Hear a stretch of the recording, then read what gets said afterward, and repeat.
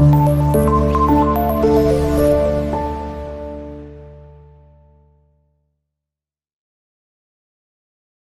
বুখারীর বর্ণনা, সালাসাতুন ফিল গার, বনী ইসরাইলের জামানায় তিনজন লোক সফরে বেরিয়েছে। বানোয়াট ঘটনা না, এটা বুখারীর ঘটনা। সফরে বেরিয়েছে, মরুভূমির মাঝখানে প্রতিমধ্যে প্রচন্ড তুফান আর বৃষ্টি। বৃষ্টি থেকে বাঁচার জন্য এর একটা পাহাড়ের গুহার ভিতরে ঢুকেছে। হঠাৎ থান্ডার, বজ্রপাত, বিজলি, মুষলধারে বৃষ্টি। বৃষ্টির পানিতে পিচ্ছিল হয়ে উপর থেকে বিশাল প্রকাণ্ড একটা পাথরের খণ্ড এসে গুহার মুখের মধ্যে আটকে গিয়েছে। যেই গুহার মুখ দিয়ে তারা ঢুকেছে, ওইখানে বিশাল একটা পাথর গড়িয়ে এসে উপর থেকে বলল, অন্ধকার, ভিতরে কোনো আলো নাই, কোনো জনমানব নাই, বাঁচানোর কেউ নাই, কিচ্ছু দেখা যায় না, ঘুটঘুটে অন্ধকার। বাইরে থেকে আলো আর অক্সিজেন যে আসবে ওই সুযোগটাও নাই। তিনজন বুঝে গেল আমাদের মৃত্যু এখানেই হবে, আমাদের কঙ্কালগুলো শত শত বছর এখানে পড়ে থাকবে, কেউ উদ্ধারের জন্য আসবে না।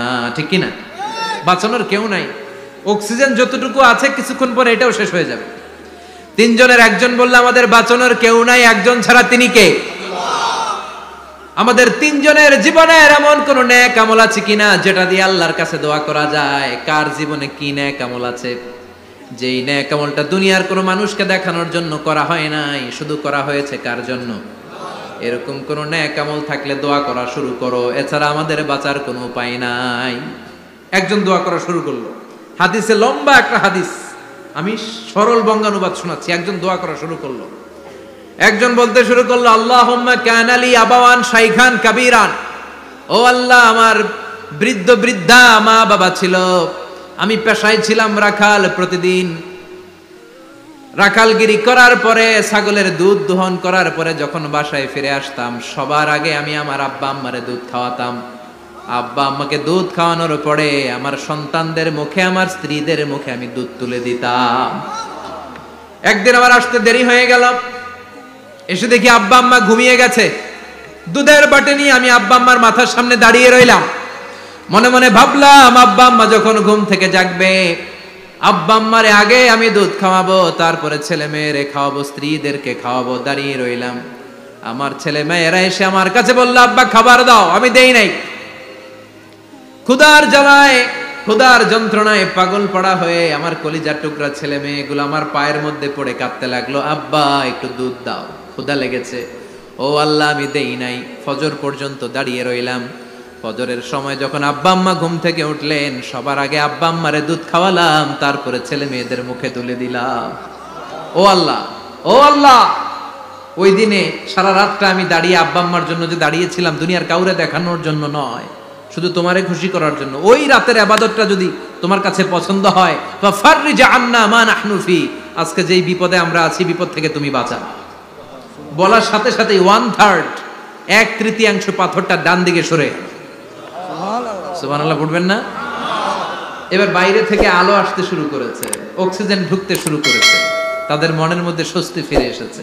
এবার দ্বিতীয় জন দোয়া শুরু করলো, আল্লাহ, আমার এক চাচাতো বোন ছিল, এত সুন্দরী, আমার জীবনে এত সুন্দরী নারী আমি দেখিনি, এত সুন্দরী নারী। ওয়া কুনতু উহিব্বুহু বিআশাদ্দি মা ইউহিব্বুর রিজাল আন নিসা, একজন পুরুষ একজন নারীকে যত ভালোবাসতে পারে, আমি ঠিক ততটা ভালোবাসতাম আমার এই সুন্দরী কাজিনকে, চাচাতো বোনকে। কিন্তু আমার মনের কথা আমার চাচাতো বোনরা আমি বুঝাতে পারি নাই। একদিন লজ্জা শরমের মাথা খেয়ে চাচাতো বোনরা আমি বললাম, তোরে আমি বড্ড ভালোবাসি, একান্তে আমি তোরে চাই। চাচাতো বোন বলল, এত এত স্বর্ণ মুদ্রা যেদিন জমাতে পারবা ওই দিন আমারে পাবা। এবার আমি স্বর্ণ মুদ্রা জমাতে লাগলাম। জমাতে জমাতে জমাতে জমাতে বছর শেষে স্বর্ণ মুদ্রার থলে নিয়ে চাচাতো বোনের হাতে দিলাম। চাচাতো বোন আমার অপকর্মে রাজি হয়ে গেল। গোপন একটা রুমের ভেতরে আমরা ঢুকলাম, দুইজনেই জামা কাপড় খুলে নেকেড হলাম, জিনা করব, পাপ কাজ করব। একেবারে ফাইনাল ডেস্টিনেশন আমরা চলে গেলাম। পাপ কাজ যখন আমরা শুরু করব, ইন দা মিন টাইম আমার চাচাতো বোন আমার ডেকে বলে, ও আমার চাচাতো ভাই, ইত্তাকিল্লাহ, ইত্তাকিল্লাহ, আল্লাহরে ভয় কর, আমার সতীত্ব নষ্ট করে দিস না। আল্লাহ ওই মুহূর্ত থেকে ফিরে আসা কোনো পুরুষের পক্ষে সম্ভব ছিল না। ইত্তাকিল্লাহ, এই বাক্যটা শুনে, তোমার আওয়াজ শুনে আমার কলিজার মধ্যে কাঁপুনি ছুটে গিয়েছে। তোমার নাম শুনে আমি আর ধৈর্য ধারণ করতে পারি নাই, চিৎকার মেরে জামা পেড়ে ওই ঘর থেকে বের হয়ে গেলাম। ও আল্লাহ, শুধুমাত্র কেবলমাত্র একমাত্র তোমার ভয়ে ওই দিন আমি আমার চাচাতো বোনের সাথে পাপ কাজে লিপ্ত হই নাই। আল্লাহ রে, ওই দিনের আমলটা যদি তোমার দরবারে কবুল হয়ে থাকে, আজকের বিপদের দিনে তুমি আমাদের বাঁচাও। বলা মাত্রই এই দোয়া আল্লাহর কাছে এত কবুল হয়েছে, কারণ আল্লাহর ভয় এটা পৃথিবীর সবচেয়ে বড় ইবাদত। চিল্লায় বলেন ঠিক কিনা? যাদের হৃদয়ে আছে আল্লাহর ভয়, তারা কভু পথ ভুলে যায় না। আল্লাহর প্রেম ছাড়া এই দুনিয়ায় কারো কাছে কোনো কিছু চায় না। ঠিক কিনা? আল্লাহর ভয় আল্লাহর কাছে সবচেয়ে বড় প্রিয় ইবাদত। আল্লাহর কাছে দোয়াটা এত পছন্দনীয় হয়েছে, মুহূর্তের মধ্যে 2/3 পাথরটা গুহার মুখ থেকে ডান দিকে সরে যায়। 2/3 পাথর এখন সরে গিয়েছে। এবার তারা বেরোতে চেষ্টা করলো, দেখা যায় হাত বেরোয়, কারো পা বেরোয়, মাথা বেরোয়, কিন্তু পুরো বডিটা নিয়ে বেরোয়া যায় না। বাকি আছে কয়জন? কথা কোন? এবার 3 নাম্বার লোক দোয়া করতে শুরু করেছে, আল্লাহ ইন্নী ইস্তাজারতু উজারা ফাদাফাতু সামানাহুম। আল্লাহ, আমি অনেকগুলো শ্রমিক ভাড়া করেছিলাম, তাদেরকে দিয়ে কাজ করিয়ে তাদের ঘাম শুকিয়ে যাওয়ার আগে প্রত্যেকটা শ্রমিকের পারিশ্রমিক আমি দিয়ে দিয়েছি। সবগুলো শ্রমিক আমার কাছ থেকে পারিশ্রমিক বুঝে নিয়েছে, একজন ছাড়া। একজন না নিয়ে চলে গেছে। তার টাকা তারে আমি বুঝাই দিতে পারি নাই। তার রেখে যাওয়া টাকা দিয়ে আমি কয়েকটা ছাগল কিনলাম। ওই ছাগল পালতে পালতে বাচ্চা দিল, আরো বাচ্চা দিল, দিতে দিতে বিশাল ছাগলের ডেইরি ফার্ম বানালাম।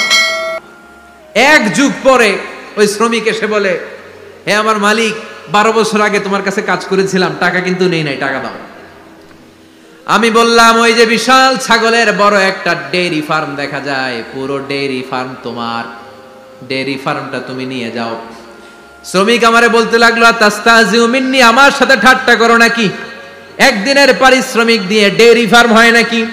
যতটুকু টাকা তোমার কাছে আমি 12 বছর আগে পেতাম, ততটুকু দিলেই চলবে।